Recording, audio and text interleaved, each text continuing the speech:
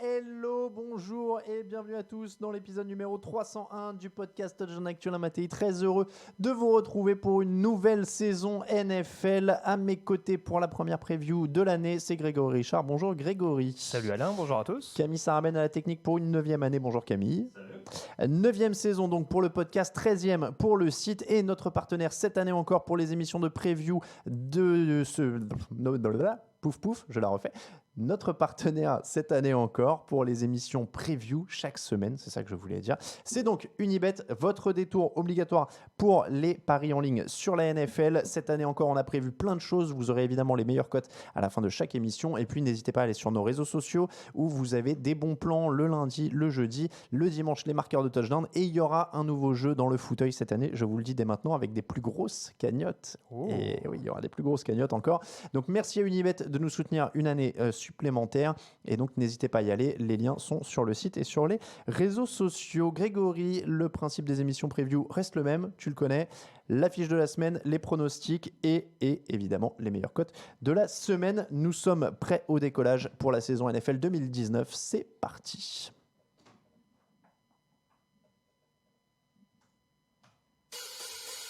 Top right on three, 1, 2, 3, top right. Deux équipes de prestige. Le champion en titre, évidemment, les Patriots, et deux équipes qui sont les plus titrées de l'histoire de la NFL avec 6 couronnes chacune. Ce sont les Steelers et les Patriots. Deux équipes qui entament la saison en espérant donc devenir l'équipe la plus titrée de la NFL. Deux équipes très complètes, deux équipes avec beaucoup de très bons joueurs. Grégory, les Patriots semblent avoir l'effectif le plus complet, mais il va falloir rester très attentif, notamment face à une bonne défense menée par TJ Watt, Cameron Heyward, Stephon Tuitt, Joe Hayden et le rookie Devin Bush. Est-ce que cette défense de Pittsburgh peut bousculer New England pour sa rentrée en matière ?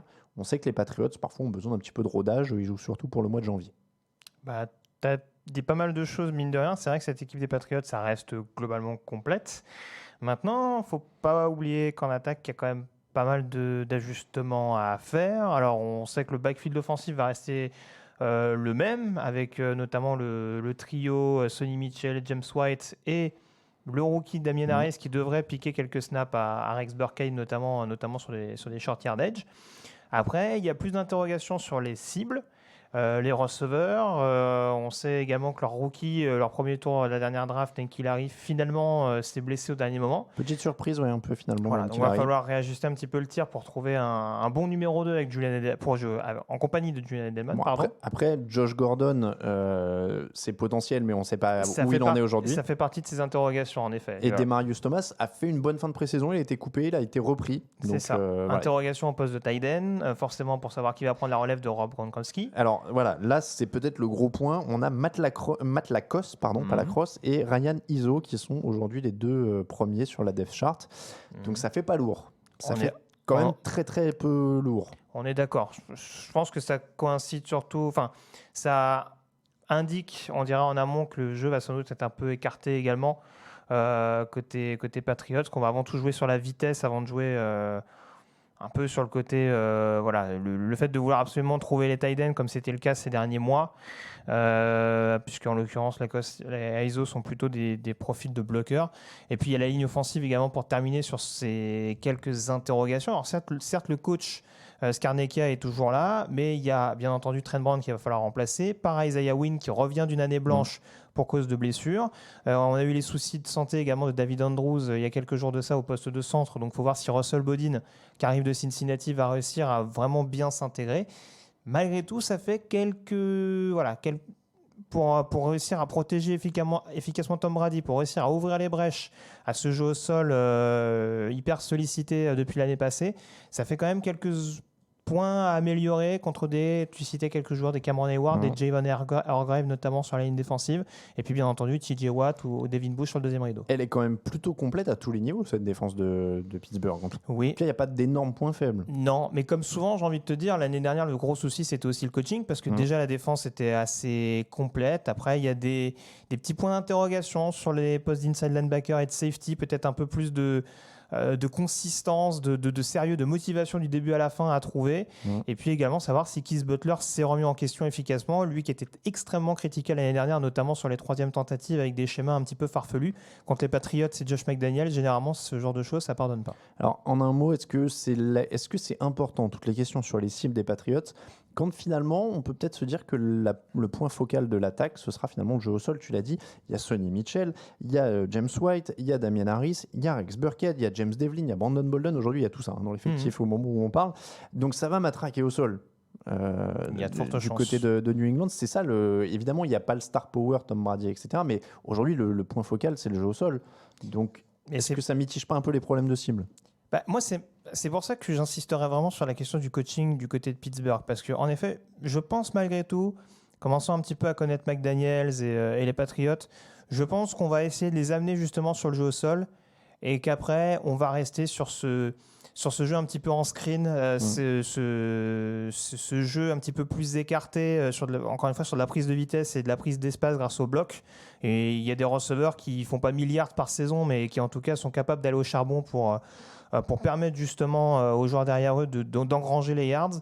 Donc c'est là-dessus où je pense qu'il va quand même falloir être focus et on va dire, rester concentré sur différents aspects du jeu parce que, encore une fois, ça peut être problématique. Je me rappelle d'un Pat Steelers, alors je ne sais pas si c'était l'année dernière ou l'année d'avant, mais où là aussi on s'attendait vraiment à un gros duel et où le backfield défensif des Steelers notamment avait pris l'eau à cause de ça, donc à surveiller. De l'autre côté, l'opposition attaque des Steelers, défense des Patriots, manque pas d'intrigue non plus. Là aussi, ça va être très intéressant. On est dans l'après Antonio Brown d'un côté, l'après Trey Flowers de l'autre. C'est pas du tout le même style, c'est pas du tout les mêmes choses. On a une défense des Patriots qui quand même a longtemps travaillé dans la continuité. Il y a un cerveau défensif à la tête de l'équipe, donc ça peut être vu comme ça. Et l'après Antonio Brown, finalement, Ben Roethlisberger sort de sa première saison à 5 milliards en carrière. Au cours de sa carrière, il a perdu Hines Ward, il a perdu Santonio Holmes. Est-ce que finalement, on devrait s'inquiéter et pourquoi il aurait plus de mal à se relever de la perte d'Antonio Brown que des précédentes, même si Antonio Brown est à un niveau au-dessus de des joueurs cités, on est d'accord. Oui, après, là, pour le coup, de ce qu'on a vu de Juju Smith-Schuster, qui était, sauf erreur de ma part, le receveur le plus productif des Steelers l'année passée, la question, c'est de savoir s'ils vont avoir un numéro 2 suffisamment efficace pour avoir regardé leur escouade. Il y a Dante Moncrief qui a fait des bons passages à Indianapolis et Jacksonville avec à peu près, il a déjà fait des saisons à 600-700 yards, donc ça peut faire l'affaire dans l'attaque des Steelers et avec le jeu, avec le jeu profond qu'affectionne tout particulièrement Roethlisberger. Après, il y a d'autres joueurs, Deontay Johnson, le rookie également, qui sera surveillé de près. Il y a des cibles quand même, James Washington également. James Washington a fait une bonne pré-saison aussi. Exactement, et qui lui aussi, en termes de menaces aériennes sur le jeu profond, va pas faire tâche. Donc non, malgré tout, il y aura quand même pas mal de cibles à surveiller. Je ne m'inquiète pas tant que ça par rapport à l'absence d'Antonio Brown. Après, il y a quand même des clients, mine de rien, pour les contrecarrer, parce que certes Patrick Chung, leur safety, sera absent, mais en l'occurrence il y a quand même un backfield assez fourni entre les Gilmore, les McCourty, Jesse Jackson qui va prendre une année en plus, Jujuan Williams, leur deuxième tour de draft, qui sera sans doute sollicité, je pense, dans cette rencontre. Donc non, ça fait quand même, mine de rien, quelques petites interrogations également à surveiller. J'ai pas cité Doran Harmon qui a fait l'interception de la victoire, notamment il y a 2 ans, j'ai toujours un doute. L'interception de la victoire à Pittsburgh. À Pittsburgh, pardon, oui. New England était 21e sur les points encaissés l'an dernier, sur les yards encaissés, 7e sur les points encaissés. Est-ce qu'il faut s'attendre encore à ce genre de philosophie de défense qui plie mais qui rompt pas ? C'est compliqué à dire parce que l'année dernière, on a vraiment vu, à mon sens en tout cas, une défense à 2 visages avec un début de saison où vraiment la défense n'était pas trop dans le coup, notamment sur le jeu au sol, où ça va être un point à surveiller. Et c'est surtout en déplacement où on sentait cette petite fébrilité, mine de rien. Donc on va voir très clairement si tout ça est oublié, sachant que Belichick reprend la main. Alors on ne sait jamais s'il la cède totalement non plus, parce que ce soit avec Matt Patricia ou Brian Flores, j'ai pas dans l'idée qu'ils faisaient tout de leur côté sans que Bill Belichick soit au courant. Et en tout cas, oui, ça va être. On va voir s'ils vont vraiment poursuivre dans cette lancée-là. Ou si on va recommencer à retomber dans des petits altermoiements. Si tu me permets, je ne sais pas si tu allais en parler, mais une clé fondamentalement, ça va être la ligne offensive des Steelers, qui a quand même perdu Mike Munchak en tant que coach. Donc, il y a quand même quelques petits ajustements à surveiller. Ils ont perdu leur tackle droit également, Marcus Gilbert. Et puis, de l'autre côté, une défense des Pats, tu le disais, qui perd Trey Flowers, qui va récupérer quand même un petit peu de menace sur le pass rush avec le retour de Jamie Collins. Et il y a Michael Bennett aussi. Donc et il y a Michael Bennett, bien entendu, qui est très expérimenté et qui a un volume de jeu assez conséquent malgré son âge avançant. Donc, non, ça peut être quelque chose à surveiller parce que c'est 2 points où on ne sait pas trop où en sont les 2 escouades.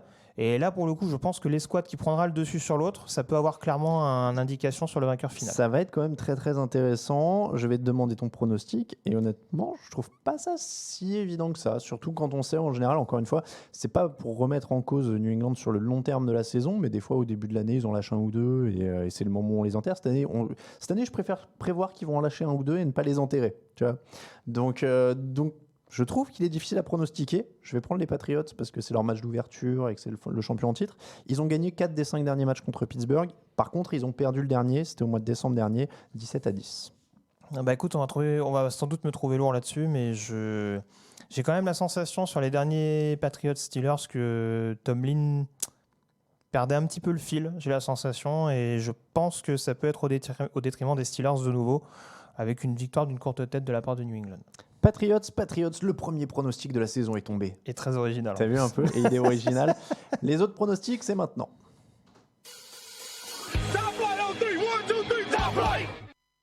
C'est parti pour la semaine 1 de NFL, c'est donc parti pour les pronostics. Grégory, on rappelle, je ne sais pas si on fera les gages un jour, je ne rappelle pas les scores. Moi non plus, je ne sais Raoul pas. a perdu l'an dernier ou c'était moi? C'est moi? Il me semble que Raoul, c'était l'année d'avant. Raoul. L'année d'avant, mais on a ouais. tous les deux un gage de retard. Bon, C'est ça. Il faut qu'on définisse si on en fait encore, parce que pour l'instant, on ne les fait pas. En tout cas, dans l'émission, on donne nos pronostics et vous retrouverez ensuite sur le site les pronostics de tous les autres de l'équipe. Ils sont publiés quand les pronostics? Le samedi matin, si je ne dis pas de bêtises. J'ai un trou. Oui, c'est ça, c'est le samedi matin. Samedi ou dimanche? C'est le samedi tu matin. connais mieux que moi. Donc, Grégory, on commence avec le match qui a lieu dans la nuit de jeudi à vendredi à 2h20 du matin. Il oppose les Bears aux Packers. Cette équipe commence la saison avec un nouveau coach, dont Matt LaFleur, coach des Packers. Gros test pour son attaque face à la défense des Bears. Est-ce qu'on va vite être fixé sur le niveau de ces Packers New Look avec un Aaron Rodgers qui a enfin un coach offensif qui est censé lui plaire? Très clairement. En tout cas, je ne suis pas sûr que sur ce match-là, alors c'est bien parce que du coup, il y en a beaucoup qui vont le voir après coup, mais je ne suis pas sûr que ce soit un match où ça va se terminer à milliards en cumulé. Non. Parce que la défense de Chicago, oui, en effet, va sans doute repartir sur des bonnes bases. Et la défense de Green Bay a quand même un peu plus de repères que cette attaque. Ça va être un test pour Trubisky aussi. Exactement. Après, j'essaie de... Je suis quand même un peu partagé. On a vu que Chicago, offensivement, montait un petit peu en régime, s'appuyait beaucoup sur le jeu au sol l'année dernière, mine de rien, et il va falloir trouver le remplaçant de Jordan Howard. On a vu qu'il y avait beaucoup d'espoirs qui étaient placés en rookie David Montgomery pour épauler efficacement Tariq Cohen. Après, du côté de Green Bay, c'est toujours pareil. C'est vrai qu'on avait la sensation que cette défense était performante l'année dernière. Il va falloir quand même trouver les playmakers durablement capables de punir, en l'occurrence Trubisky, s'il vient à se planter. Mais je pense que du côté de Green Bay, on va quand même voir quelques petites choses, notamment un meilleur Aaron Rodgers, ce qui n'est pas compliqué par rapport à l'année passée. Alors, mais je suis confiant aussi pour Chicago et c'est pour ça que je mise sur les Bears. Je vois quand même un match assez solide de Trubisky. Je l'ai dit, ça ne va pas être une grosse envolée, mais un bon match à 250 yards, un TD, je pense que ça suffira. Eh ben, je vais dire les Packers. C'est le premier pronostic discordant de la saison. On a eu la discussion hors antenne juste avant. Je vais me mouiller, je vais le dire tout de suite. Les Bears, pour moi, seront les Jaguars de cette saison. Ouais. Leur défense a sur-méga performé l'année d'avant. S'ils ont autant de blessures que Jacksonville l'année dernière, c'est possible. Ça baisse un peu. Trubisky, peut-être pas forcément au niveau. Okay. Et ça fait pas de playoff. Voilà, je le dis. Très je bien. l'ai déjà dit dans l'émission preview. Packers, la première pour Rodgers. Dimanche 8 septembre, 19h, la Hype Brands commencera à domicile contre les Titans. Ce sera dès 19h. Grosse curiosité de cette saison en termes de puissance de feu et de playmaker. Il n'y a pas photo entre ces deux équipes sur le papier, non? Sur le papier. C'est toujours pareil. Ça prenne forme, il y a un nouveau coach et tout ça. Mais sur le papier... Sur le papier, Cleveland est favori. Après, la principale interrogation, c'est forcément de réussir à dominer cette défense des Titans. C'était leur point fort l'année dernière avec notamment Derrick Henry qui est monté en régime offensivement. voilà, il faudra quand même faire attention parce que c'est une équipe qui est capable de punir justement les erreurs adverses, en tout cas qui était capable de le faire. Donc à surveiller quand même, mais j'y vais quand même avec Cleveland parce que défensivement ils ont progressé. Il me semble que Taylor Lewan n'est pas là puisqu'il est suspendu. Donc ça va quand même être un petit problème pour contenir efficacement notamment Myles Garrett. Donc j'y vais quand même avec Cleveland sur ce match-là. Cleveland pour moi aussi. Dolphins, Ravens, je pense que je vais poser la question toutes les semaines, quelle que soit la personne en face de moi. Comment les Dolphins peuvent gagner ? Avec une bonne défense. Alors, Parce que, en l'occurrence, l'attaque de Miami contre la défense de Baltimore, je suis pas méga optimiste. Mais en plus, Baltimore, a priori, là, je pense qu'on peut s'attendre à un côté rouleau compresseur au sol. Alors, même s'il y a un nouveau receveur, c'est Marquise Brown, hein, que je confonds de des rookies. Celui des Cardinals, le rookie receveur. Il s'appelle pas Brown Non, je sais pas pourquoi je confonds le mec qui a été drafté. Il y a eu Isabella. Non, il n'y a pas celui qui a été drafté avec Kyler Murray. Bon, bref. En tout cas, Marquise Brown, Hollywood Brown, c'est ça. Ouais. Donc il y a lui, mais je vois surtout Mark Ingram et l'arrivée de Mark Ingram et Lamar Jackson. Donc ça va rouleau compressé a priori au sol. Alors, je te donne la stat qui fait plaisir. Miami a gagné 5 de ses 6 derniers matchs d'ouverture. Ça m'a surpris. Je pense voir qui ils ont affronté aussi. Voilà, je pense pas qu'ils gagneront celui-là, donc je vais mettre une pièce sur les Ravens parce que je vois pas trop, même si je crois pas en Lamar Jackson non plus d'ailleurs. Mais même si je pense que le run-stop de Miami sera meilleur que le pass rush cette année, mais oui, en l'occurrence, je pense que ça devrait suffire quand même pour Baltimore. Je suis pas sûr qu'ils mettront, je sais plus combien ils avaient mis l'année dernière, 55-7 ou je sais plus quel score à Buffalo en ouverture. Mais bon, je pense que c'est un match où ils peuvent s'imposer au moins avec 1 ou 2 TD d'avance facile. Disons que bazarder ton left tackle titulaire avant d'affronter les Ravens, c'est pas la meilleure une bonne idée. C'est rarement une bonne idée. Ravens pour tout le monde. Vikings, Falcons, 2 outsiders de la NFC qui se rencontrent déjà. Est-ce que pour les deux, l'enjeu est de rassurer sur la ligne offensive ? Très clairement. J'ai parlé un petit peu d'Atlanta, notamment dans la 300e avec de meilleures choses. Je suis quand même assez optimiste concernant l'attaque de Minnesota. Pas spécialement sur le poste de running back, parce que je pense qu'il faut quand même en attendre un petit peu plus de Dalvin Cook. Par contre, la ligne offensive a été sérieusement considérée et il ne faut pas sous-estimer également l'arrivée d'un coach comme Gary Kubiak dans l'organigramme, qui, je pense, va rebooster un petit peu tout ça et permettre à cette attaque de Minnesota d'être encore plus explosif, notamment sur le jeu au sol. On sait que c'était une de ses spécialités à Houston notamment. Donc c'est ce qui fait que je suis tout aussi optimiste pour Minnesota, en tout cas plus optimiste pour Minnesota que pour Atlanta en l'occurrence. Dalvin Cook, s'il est enfin coureur numéro 1, tu disais, il y a de l'optimisme pour Minnesota. Il serait temps pour Dalvin Cook. C'est quoi, c'est sa 3e année du côté des Vikings. En tout cas, voilà. Là, en tout cas, il sera pleinement titulaire, appelé à être le numéro 1 de cette escouade. Donc là, il va clairement falloir prouver pour un ancien 2e tour de draft. Et le run-stop d'Atlanta ne sera quand même pas sous-estimé. Il n'y a pas d'énormes playmakers. Enfin, il y a bien entendu Jarrett et Jones qui ne sont pas à prendre à la légère. Oui. Mais pour une escouade où on était un petit peu inquiet sur le poste de defensive tackle et de linebacker, ça a l'air quand même de tenir un petit peu la route. Donc ce ne sera peut-être pas forcément aussi facile que ça pour Dalvin Cook. Le pronostic ? Minnesota. Je ne parie jamais sur Atlanta par superstition, mais honnêtement, au-delà de la superstition, je pense que ça va quand même être assez difficile contre une grosse défense comme cette des Ravens. Moi, je mets les Falcons quand même parce que je crois en Matt Ryan, que j'ai mis haut dans mon power ranking des quarterbacks d'ailleurs, parce qu'on m'a souvent reproché de le mettre bas. Je crois en Julio Jones, je crois en cette attaque, et Dan Quinn a pris les commandes de la défense. Pourquoi pas mettre un peu le fouillis sur cette ligne offensive ? Pourquoi pas perturber Kirk Cousins ? Je prends Atlanta pour la victoire à l'extérieur. C'est pas cadeau, mais c'est faisable. Falcons. Jets, Bills, 2 quarterbacks de 2e année, 2 équipes qui poursuivent leur reconstruction et nos 2 hype face à face. Duel de hype. Alors, on parlait de sol. Frank Gore ou Devin Singletary pour les Bills ? Frank Gore dans un premier temps. Je pense que Singletary, ils ne vont pas le lancer tout de suite à plein temps, mais Frank Gore, ça devrait être sympa quand même. Donc tu paries sur les Bills parce que c'est ta hype. Alors, je parie sur les Bills parce que je ne parie pas sur les Bills parce qu'une saison NFL, c'est long et que je pense que ça reste une équipe relativement jeune et qui va monter en régime petit à petit. Ça reste un match de division où je pense que ça peut aller d'un côté comme de l'autre. Pas sous-estimer la ligne défensive des Jets qui, je pense, va quand même faire bosser un petit peu cette O-line de Buffalo qui est en transition selon moi. Donc, il n'y aura pas beaucoup de points. Je pense que c'est un match très défensif. Oui. Et je pense qu'à ce jeu-là, à domicile, les Jets peuvent avoir le dessus. mais ça n'annule en rien le fait que je vois Buffalo bien figurer, en tout cas ne pas être très loin des playoffs à la fin de la saison. Moi, je vous préviens, accrochez-vous, dimanche, c'est le début du show, le Von Bell. Ça va être une grande saison. S'il fait 25 yards. Quinnen Williams va aplatir Josh Allen sur une de ses courses, Sans doute. Puisqu'il s'est à peine lancé. Donc, de toute façon, à un moment, il aura le ballon en main trop longtemps et Quinnen Williams va l'aplatir. Donc, j'annonce victoire des Jets, évidemment. Et je l'ai dit, playoff. Donc, ah bah là, oui. je suis chaud. Toi, par contre, tu peux pas te permettre de lâcher un match ici ou là. S'ils sont en playoff, les Jets, j'anime la preview des playoffs avec un maillot des Jets et je l'offre après. Je suis comme ça. D'accord. Et pareil avec les Bills s'ils sont en playoff. Ah, ouais, ok, c'est fair play, d'accord. Eagles, donc Bills, Jets.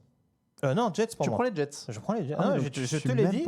Je te l'ai dit, ça ne considère en rien la fin de saison. Eagles, Redskins, une des équipes favorites de la saison, les Eagles. Des Redskins difficiles à cerner. Trent Williams, pour l'instant, est absent au moment où on enregistre. Ça risque d'être difficile pour Keskinum s'il n'est pas là. Face à une équipe de Philadelphie qui, pour le coup, elle a des armes à Fletcher Cox, a beaucoup de choses. C'est ça. Ça semble très compliqué avec Keskinum sans left tackle. C'est un peu ça. Il y a pas mal de petites blessures au niveau de la défense des Eagles. Manque de bol pour les Redskins. Là où ils sont principalement touchés, comme d'habitude, j'ai envie de dire, ce poste de corner. Et le principal point faible offensivement de Washington, c'est les receveurs. Donc je ne suis pas sûr qu'ils pourront pleinement l'exploiter.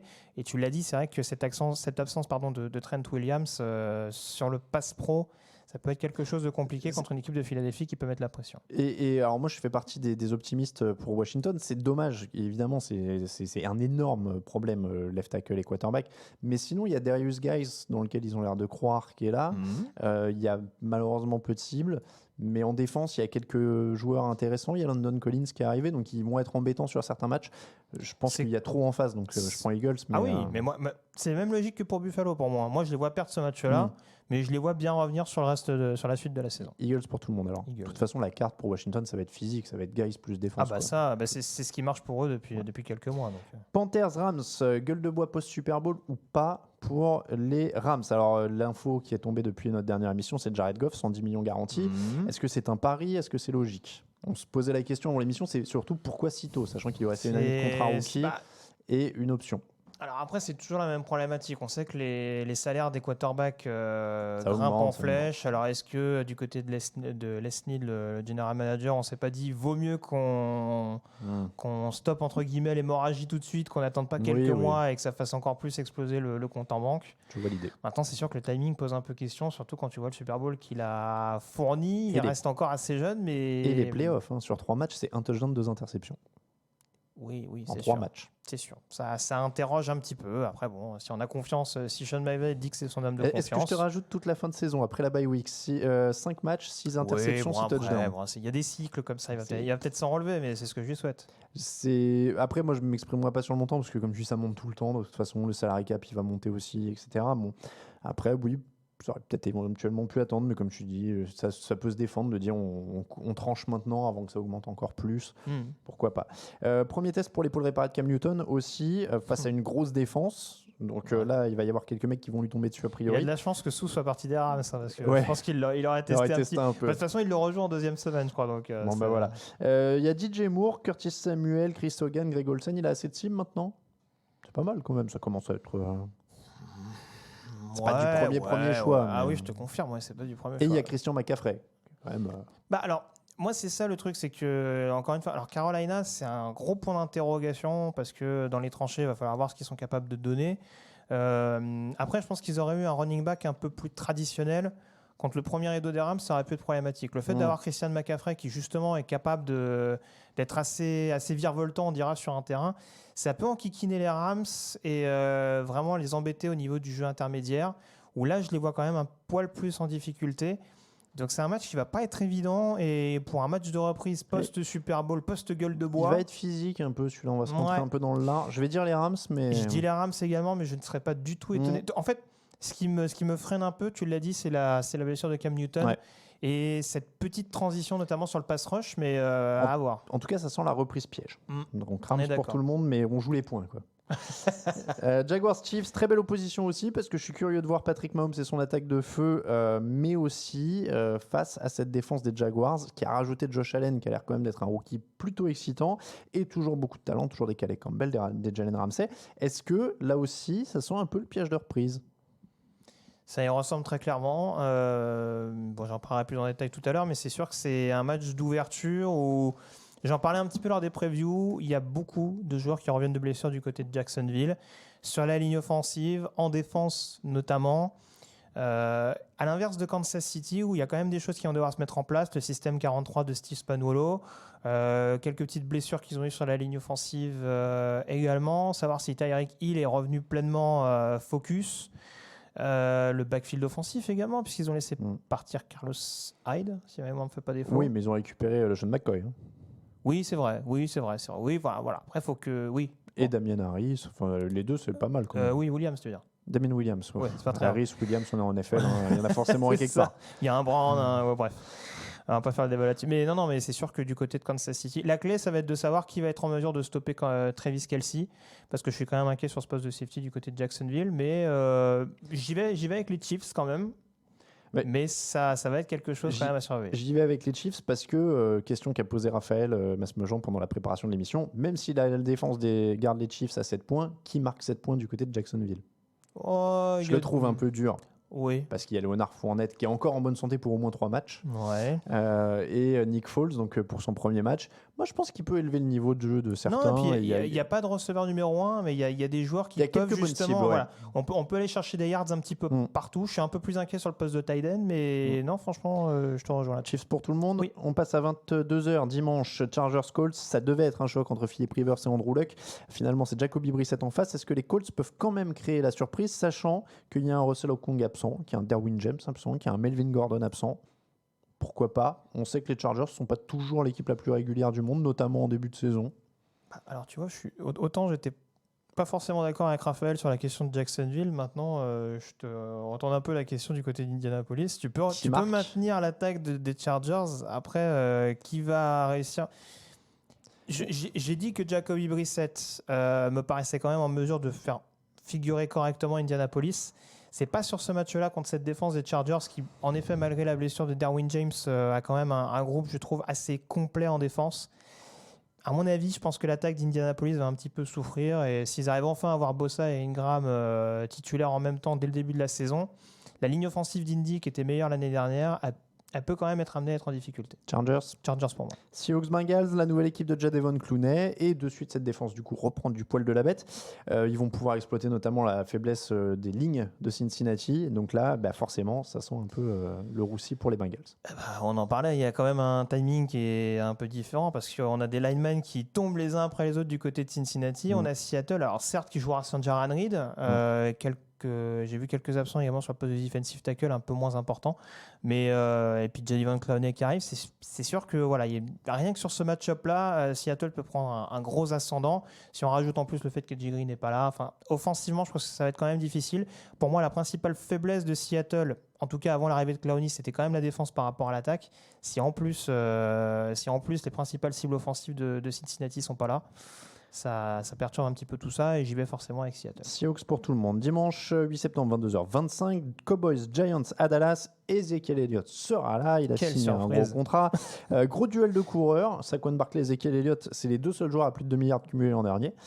Mais Elliott est le mieux entouré. Là, il n'y a pas photo dans tous les secteurs, a priori. Vous avez le débat si vous voulez sur quarterback. Mais après, il y a des meilleurs receveurs, il y a une meilleure ligne, il y a une meilleure défense. Donc, a priori, c'est Dallas. Oui, là, pour le coup, j'y vais avec Dallas. Mais attention quand même, duel de division. Je pense que New York peut quand même les enquiquiner un petit peu. Mais je pense, oui, en effet, que Dallas risque d'avoir le dernier mot sur ce match-là. Cowboys pour moi aussi, pardon. Cardinals Lions, numéro 1 de la draft, Kyler Murray qui joue à domicile pour sa première. Qu'est-ce qu'on doit s'attendre à voir pour ceux qui découvrent avec Cliff Kingsbury, le coach donc, qui arrive des rangs universitaires, qui a été recruté quasiment pour prendre Kyler Murray. Qu'est-ce qu'on doit voir? À quoi on doit s'attendre? Décidément, je savonne beaucoup aujourd'hui. Un jeu très écarté, un jeu très explosif. Un quarterback souvent en shotgun. Et ce qui n'est pas forcément une mauvaise chose parce que je pense que déjà vu la petite taille de Kyler Oui, Murray, je pense 1m78 que officiellement. les 5 à 6 pas, et il va rapidement voir du monde autour de lui. Mais oui, en effet, un jeu assez rythmé, sans trop de temps mort non plus. Et je pense que ça peut être vraiment quelque chose qui sera encore une fois assez plaisant à voir. Après, est-ce que ce sera suffisamment efficace ? Cette défense de Détroit, je continue d'être un petit peu sceptique. J'attends de voir pleinement ce qu'elle peut donner, surtout qu'elle sera privée de Jarrad Davis. Ce qui est pas une petite chose, même si on a vu que la ligne défensive avait quand même été fournie ces derniers mois de la part de Quinn et Patricia. Mais là, pour le coup, beaucoup d'absence sur la ligne offensive des Cardinals. Ça me fait un peu peur. Humphries et Pugh, notamment, pour maîtriser le pass rush de Détroit, ça me paraît un peu compliqué. J'y vais avec les Lions sur ce match-là. Détroit pour tout le monde. Buccaneers, 49ers, deux équipes potentiellement surprises, je suis optimiste, de la saison. Côté Tampa, on attend l'effet Bruce Arians. Côté Niners, on attend l'effet Jimmy Garoppolo. Comme l'année dernière. Lequel tu préfères, l'effet Arians, l'effet Garoppolo? On en a parlé lors des émissions preview. C'est sûr que je suis un peu plus hypé sur San Francisco. Je pense que Tampa Bay, ça prendra un peu plus de temps. Après, du côté des Niners, il y a quand même des choses qu'il va falloir surveiller. Il va leur manquer Jalen Hurd, leur receveur rookie qui était assez prometteur en pré-saison. Il va leur manquer, sauf erreur de ma part, Nick Bosa. En tout cas, qui est incertain. Il revient de blessure à la cheville. C'est encore jouable. Il est incertain et il y a quand même un petit peu de casse défensivement parlant. Je crois que même George Kittle en attaque est un peu touché. Il y a plein de points d'interrogation, mais même du côté de Tampa, il y a quand même une infirmerie assez fournie et Jason Pierre-Paul notamment. Et pour mettre la pression sur Jimmy Garoppolo, ça va être un peu compliqué du coup. Alors, de toute façon, les défenses, pour moi, c'est le facteur X de ce match. C'est-à-dire qu'on a quand même deux défenses qui étaient assez mauvaises l'an dernier. On attend de voir ce qu'elles valent aujourd'hui. Le plus gros potentiel changement, c'est du côté des 49ers, puisque tu l'as dit, il y a Nick Bosa qui est incertain et il y a G. Ford qui est arrivé quand même pendant l'intersaison. Tout à fait. Donc, en théorie, les 49ers doivent se renforcer un peu plus. Pour moi, en défense. C'est grossièrement résumé ce que je veux faire. Pour moi, le gros match-up, c'est forcément Mike Evans, Richard Sherman. Je pense, si Evans vraiment met Sherman en souffrance, ça peut être compliqué pour San Francisco. Avantage Evans et Buccaneers pour moi. Je vois un effet Arians sur la première journée. Après, ça va partir en steak parce que c'est Jameis Winston, mais ça va nous faire une Fitzmagic de l'an dernier. Mais avec Jameis Winston, il va lancer 400 yards, il gagne. J'y vais quand même avec San Francisco de par les petites lacunes, je trouve, au niveau du pass rush de Tampa Bay et le jeu à la passe globale. Le prime time, on l'a dit dans la fiche de la semaine, c'est Patriots-Steelers. On a tous les deux pris les Patriots. Dans la nuit du lundi au mardi, de Monday Night pour la première journée. 1h10 du matin, donc c'est un horaire un peu atypique, le premier. 1h10 du matin. Saints-Texans. Les Texans ont enfin un left tackle digne de ce nom. On ne reparlera pas de ce qu'ils ont lâché pour l'avoir, mais au moins ils ont Larry Tunsil. Est-ce que ça peut les aider à créer la surprise contre les Saints, qui sont quand même parmi les favoris de la saison, mais après tout, Houston a maintenant un left tackle à Deshaun Watson. Carlos Hyde, c'est quand même pas la folie évidemment, mais toujours DeAndre Hopkins, toujours Keke Kuti, Will Fuller. Il y a du monde quand même maintenant dans cette attaque, et il y a toujours une défense menée par JJ Watt, même si elle a un cran en dessous de ce qu'elle a pu être. Non, j'arrive pas à le vendre. T'as essayé, bravo. Non, alors je le disais, c'est sûr que généralement ces dernières années, vaut mieux essayer d'exploiter les failles de New Orleans à la passe qu'à la course. Là, en l'occurrence, l'attaque à la passe de Houston, en effet, sera meilleure.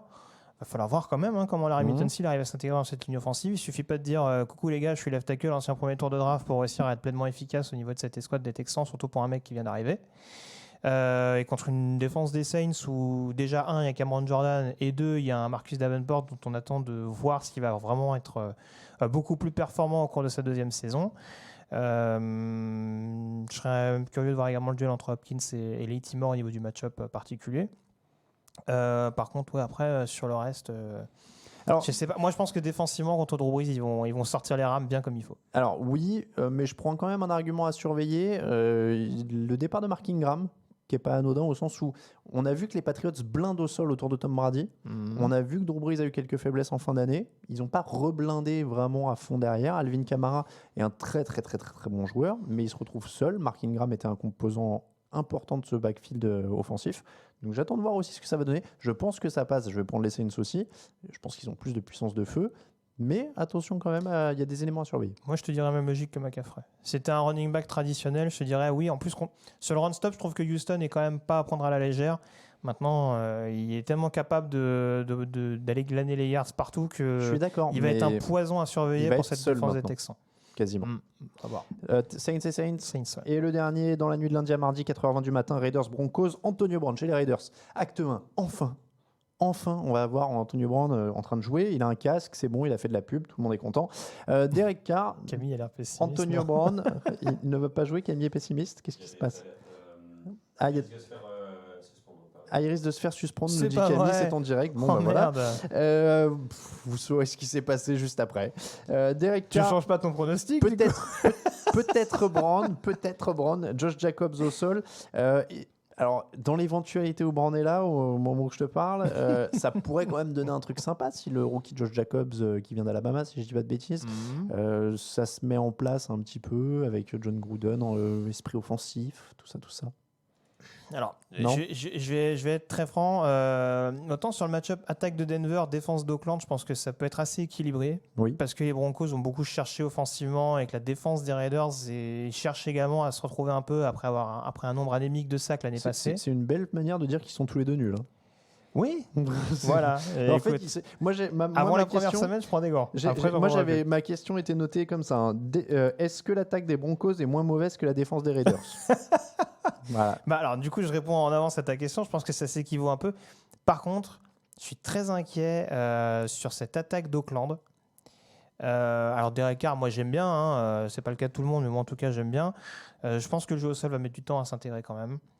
Même avec Antonio Brown, en match-up avec Chris Harris, j'aurais pas été hyper optimiste du début à la fin. C'est vrai. Il y a quand même pas énormément de cibles, je trouve, dans le domaine aérien. Et puis, premier match de la ligne offensive, sous Tom Cable, contre la défense des Broncos, où il va falloir gérer Bradley Chubb, Von Miller et la ligne défensive, notamment dans le sillage, on dira, de Vic Fangio, qui est un spécialiste offensif et qui, je pense, va blinder notamment le run-stop du côté du Colorado. Franchement, je suis beaucoup plus optimiste pour Denver sur ce match-là que pour Oakland. Et pourtant, je vois pas les Broncos comme un foudre de guerre cette année. Eh ben écoute, c'est mon pronostic YOLO. Je prends les Raiders. Je me dis c'est la surprise de début d'année. Bah, Et Broncos honnêtement, pour moi, là. Denver, c'est pas super fort non plus. Donc ça peut passer. Donc ça fait un Raiders, un Broncos. Voilà pour les pronostics de la première semaine. On passe au code de la semaine.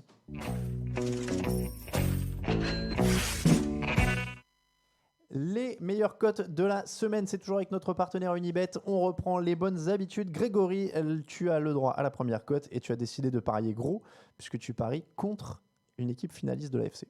Tout à fait. Donc, pronostic un peu paradoxal par rapport à ce que j'ai dit tout à l'heure. Mais pas totalement. Les Jaguars à 2,30, je pense que c'est une équipe qui est capable, de par l'homogénéité globale et surtout une défense qui, je pense, va retrouver son niveau après beaucoup de blessures l'année passée. C'est une équipe qui est capable de dérégler un petit peu Patrick Mahomes et de permettre d'aller chercher un succès un petit peu à l'arrache. Donc, c'est ce qui me rend un petit peu optimiste pour cette équipe de Jacksonville à 2,30 en plus. Première cote un peu risquée, mais belle cote. Je vais enchaîner là-dessus avec les Falcons à 2,4 contre les Vikings. Alors, je sais que tu n'aimes pas pronostiquer les Falcons, donc je l'ai fait 2,4. Ouais, hein. Je pense qu'il y a un coup à jouer. Je ne pense pas que les Falcons soient énormément inférieurs aux Vikings. Ils ont toujours de la puissance de feu. Ils ont toujours un ancien MVP. Il y a toujours quelques playmakers en défense. Donc, pour moi, Falcons à 2,4 contre Vikings, ça se tente. C'est une bonne cote dans un match qui me semble plus équilibré que la cote de 2,4 en tout cas. Puisse l'indiquer. La cote bonus, c'est les Steelers qui jouent les Patriots. Alors évidemment, match difficile, c'est le champion en titre, mais on l'a dit, les Patriots des fois ont un peu de temps pour se mettre en marche. Ils n'ont pas forcément une énorme escouade de cibles. Et puis, il y a quand même une équipe de Pittsburgh avec un quarterback expérimenté, beaucoup de cibles et une défense très complète. Cote à 2,7, qui est quand même plutôt intéressante pour un match qui me semble un peu plus équilibré que ça. Le combiné va s'afficher sur votre écran et si je ne dis pas de bêtises, le combiné c'est 5 € pour 74,52 €. Ça nous fait plutôt pas mal au niveau des cotes. Le YOLO est de retour et alors attention, je sors mon téléphone parce on a que fait du lourd pour là démarrer. on a fait du YOLO de compétition Grégory et je suis obligé de ressortir mon téléphone pour être sûr d'avoir tout. Hop là, évidemment j'avais mis en mode avion. Hop là, voilà. Donc, le YOLO, il va s'afficher aussi, comme ça Camille va me filer un coup de main. Jaguars, Steelers, Atlanta, on avait 3 bonnes cotes pour le début, donc on les a gardées évidemment. Hop, ah oui, bah voilà, je commence à avoir les notifications, Antonio Brown risque une suspension, etc. C'est la guerre. Donc, je vais sur l'appli Unibet, hop, et la NFL. Donc, nous avons derrière les Titans, les Bills et les Texans. Alors, il y a des bonnes cotes. Les Titans sont à 2,70 contre les Browns. Si vous ne croyez pas en la hype Cleveland, bah, vous dites, moi, je mets les Titans. Ça veut dire que vous croyez en la hype Mariota. Ça, c'est autre chose. Comment? Ça veut dire que vous croyez en la hype Mariota, mais ça, c'est autre chose. Non, la Derrick Henry fait un gros match, tout ça, voilà, on est comme ça. Donc, derrière, on a les Bills. Alors ça, parce que c'est la hype de Grégory, même s'il n'y croit pas cette semaine. C'est-à-dire qu'il croit à cette hype, mais pas cette semaine, mais ça passe. C'est un match de division. Cote à 2-10, c'est un match de division, ça passe. Et la dernière, ce sont les Texans. Alors celle-là, elle est un peu plus osée, mais encore une fois, moi je l'ai dit. Celle qui va vous flinguer votre YOLO, les Texans. Mais je te trouve un peu dur, tu vois. Ouais, je te trouve un peu dur. Il y a quand même un left tackle, il y a Deshaun Watson, il y a plus Mark Ingram de l'autre côté, il y a JJ Watt. Non, mais après, c'est un YOLO. C'est un YOLO, ça se tente. C'est un YOLO. Et je suis en train de chercher ma dernière cote que j'avais sous la main. Hop là. Bills Texans, et c'était quoi? Jaguars, Steelers, Atlanta. 6, non? Oui, je sais, mais j'essaie de. Ah voilà, c'est Steelers que j'avais pas mis. Et je voulais vous la donner en direct. Et on va vous donner le total parce que là, c'est du YOLO de concours pour commencer l'année. C'est du YOLO de concours. On a mis 10 € sur le YOLO. Et là, bim, 2787,69 €. Pas mal. Quelques mois de loyer. C'est pas mal. Encore une fois, sur une première semaine, nous, on a notre opinion, hein, mais on sait qu'il y a beaucoup de choses, il y a beaucoup de vérités qui sont contredites au lendemain de la première semaine. Donc, il y a des choses qu'on ne connaît pas non plus en interne. Donc, sait-on jamais. C'est sûr que s'il y a bien une semaine où ça peut aller dans un autre sens, c'est celle-là. Ouais. Là, on n'a pas encore beaucoup de certitudes. On peut vous le dire. On en parlait un peu avant l'émission. On se disait c'est toujours un peu périlleux pour nous ces premières émissions preview parce qu'on déjà on a peur de redire pas mal de choses de l'intersaison. Donc, il faut trouver des petits points où ça peut accrocher, où il peut se passer des choses. On espère qu'on l'a fait au mieux. En tout cas, c'est comme ça que se termine l'épisode 301 du podcast Jeune Actu. Ça fait bizarre d'être dans les 1 maintenant. 1, 2, 3, 301, 302, 303, 301. En tout cas, on vous rappelle que l'émission vous est présentée par Unibet. Votre détour pour les paris en ligne sur la NFL. Cette année encore, on les remercie beaucoup de nous soutenir.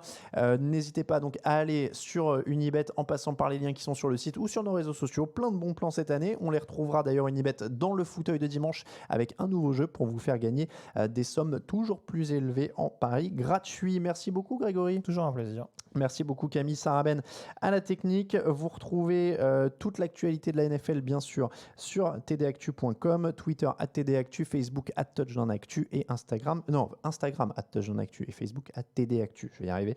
@Yellow Radio ça pour Grégory sur Twitter, @Camille Saraben, @Alain Mattei. Vous avez toute l'actu de la NFL, tdactu.com et on vous souhaite évidemment un très bon premier week-end de match. Oui, le fauteuil. Ah, pardon, il y a un petit bandeau. Camille il a raison, j'oublie les bandeaux. Le fauteuil à 21h. À 21h. À non, 21h. Il est marqué à 21h parce que c'est celui du Super Bowl et que j'ai oublié de changer le liner. Ça, c'est ma faute. Vous voyez. Je pense que les gens vont se snobber. Voilà. Je sais pas pourquoi, j'ai un pressentiment. C'est pas 21h si vous avez la vidéo, c'est 18h. Le fauteuil dimanche à 18h, on l'a dit, avec des nouveaux lots à gagner. Merci beaucoup. Très bon premier week-end de match à tous et à 18h pour le fauteuil dimanche sur notre chaîne YouTube. Ciao, ciao. Les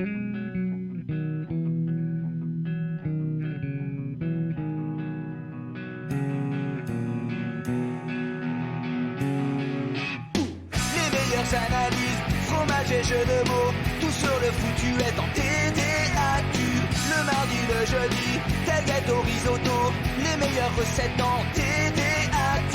Fumble pour JJ Watt, Bismuth pour Marshall Lynch, Procas Global Beckham, Tom Brady quarterback, calé sur le fauteuil, option Madame Irma, à la fin on compte les points et on finit en requin.